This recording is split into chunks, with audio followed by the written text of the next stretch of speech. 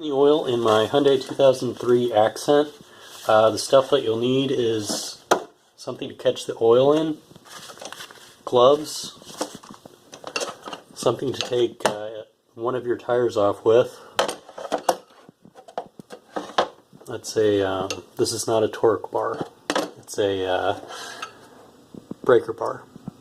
Tecton CRV 15355, 21mm socket.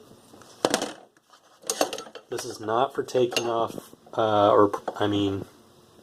this is for taking off the oil filter. This is not for putting on the oil filter. Looking for the model number on these. I'm not seeing it. Okay, it's Pittsburgh locking oil filter wrench. Item 66568. Swimming goggles. Why do I have swimming goggles in here? Well, because normal safety goggles don't completely encompass your eye. You can still get dust around the edges of it, and my car is going to be pretty dusty. And it's windy, so there's a lot of particulates and stuff. I've also got my toolkit with a bunch of sockets in there and other various tools in case I end up needing them for some reason. Pieces of wood. What I'll be doing is driving up onto these just to get a slight elevation at the start of working on it. I've got a Pittsburgh racing jack. They had a sale on this. It's item 60569. So that's their 1.5 ton jack. I've also got 8 wheel chocks. I am trying my best not to get squished by my car, so this will prevent my car from rolling back and forth. I'll also have a tire underneath the front of the car, just in case for some reason the chocks, the brake on my car, the parking brake, and the jack all fail. Did I already show you these? Jack stands. So this is Pittsburgh jack stands, item 61196. This is actually the first time that I've changed the oil on my car. So it'll be interesting to see how it goes. So this is right before I drive up onto the boards. I've got them positioned right in front of the wheels. This place where I've got it parked is a little bit of an angle. I don't think I really need to put it on an even surface. It's not that big of an incline. Also, waiting on the back wheels because I'm going to be elevating the front end rather than just tilting it up on its side. So this is where I've got the board positioned. I'm going to back up my car onto these things. I've tried doing it with the boards in front, but unfortunately, just the way the weight is distributed, I guess, or maybe just the torque on the front wheels, doesn't really allow the car to move forward up onto these boards. So I'm just going to put it into reverse and center it on those boards, and hopefully that will keep it in place. Didn't quite center it, and that is because this car is more apt to roll backwards than forwards. It's on an incline that's going like this. And I did that because I was hoping maybe a little bit more of the weight would go on the back end than the front. The engine's in the front, so obviously it's going to be forward heavy. But I've still got enough room. I should have enough room to where I can fit the chocks in the front of the wheels too. So I've got the wheel chocks on, got it at passenger rear, driver's rear, driver's front, and I don't have 8. I know I said 8, but I only have 6. I'm not going to need it on this because this is the tire I'm going to be taking off. I accidentally bought 2 of these. I forgot that I bought it from Harbor Freight. Or maybe it was Amazon. It's like a year ago. Anyway, maybe somebody can buy it off of me. But next I'm going to be putting on the jacks. And I'm going to be putting them right there, like right behind the wheel, and on the other side. Got it jacked up. I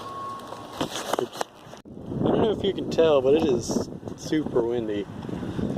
So I've justified in wearing these. So I actually have 6 chocks, not 8. Got it on the driver and passenger side rears, and on the driver's side front. I didn't need to get 8 because this tire is going to come off. There's really no reason why I would need to chalk one that's not going to be on the car. So the next step is to start jacking it up, put it onto the jack stands. Before I jack this up all the way, first thing I did is just jacked it up a little to where I could get the first jack stand just underneath the frame. I went around and around on the forums trying to find out exactly where to put these jack stands. I couldn't get any consensus from anybody. They just kept arguing on the forum, so I decided to make my own decision. So it's going right behind the wheel well. Besides, I don't want to jack it up all the way because I've still got to break these nuts.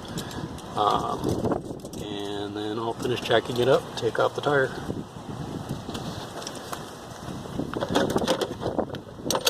In order to do that though, got to put this thing on the breaker bar.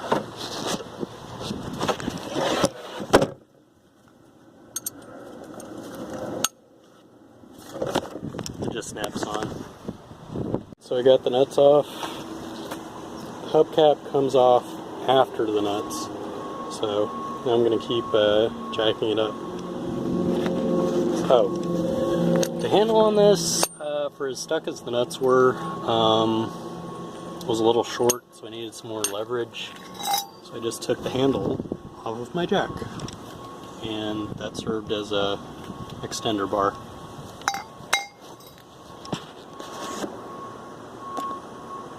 Got the wheel off. I've got both of these jacked up to about the 3rd mark on it, or the 3rd notch. And I've got the good thing about my jack is that you can remove the handle, so if somebody's parked right next to you, it won't mess up their car. This is the highest that I could get the jacks, just due to the limitation of, for the jack stands, just due to the limitation of the jack that I've got. It can only jack it up so high. I mean, these have way more play left. I could raise this up another, like 18 inches or so. Well, let's see, what would that be? Alright, so probably another 10 inches or so. But just due to the fact that that jack can't lift it up very high, that's as high as it's going to get.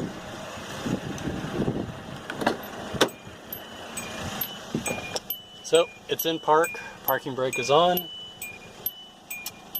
It's about halfway to the medium, equilibrium level. So that's about as hot as I want to get the oil. I want it hot enough so that it's got the viscosity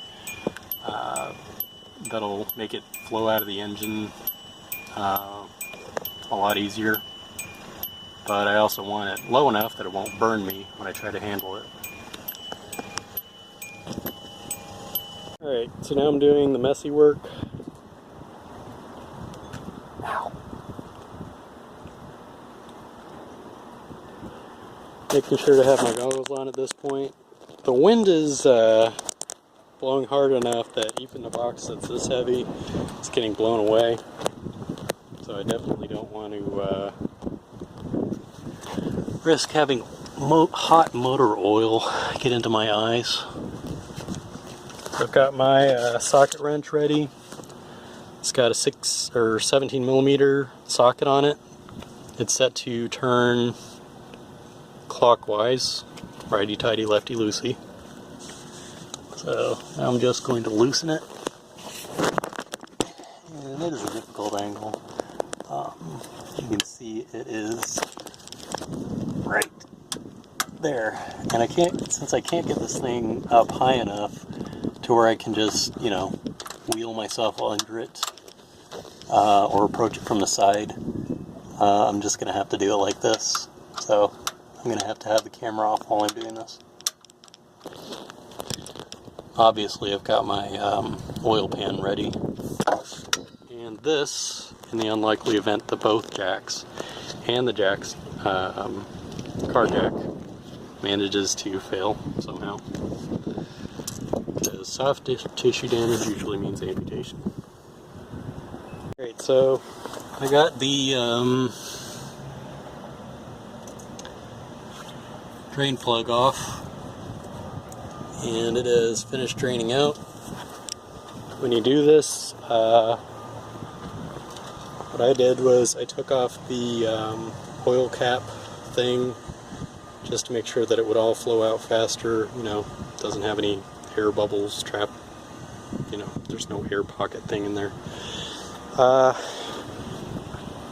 So my next step is to use this, my oil filter removal tool. And again, it's in a weird place, so I'm probably not going to be able to get this on camera. Yeah, that's not going to happen. But I can at least show you where it is.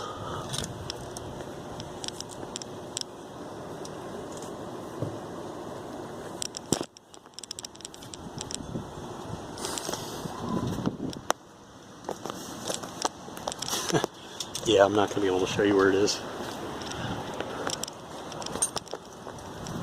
Somewhere in here.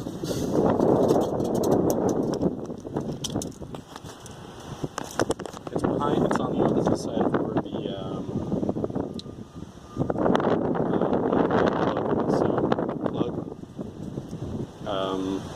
filter.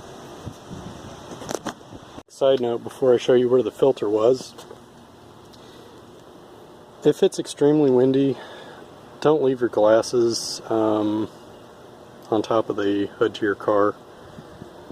With the wind as brisk as it was, they slipped off and hit the asphalt. These are made of titanium, but the powder coating on them is not. So they actually can be wrecked up, just cosmetically though. Okay, so with that in mind, just leave anything that can be broken inside your car, or as far away from your car as you can get.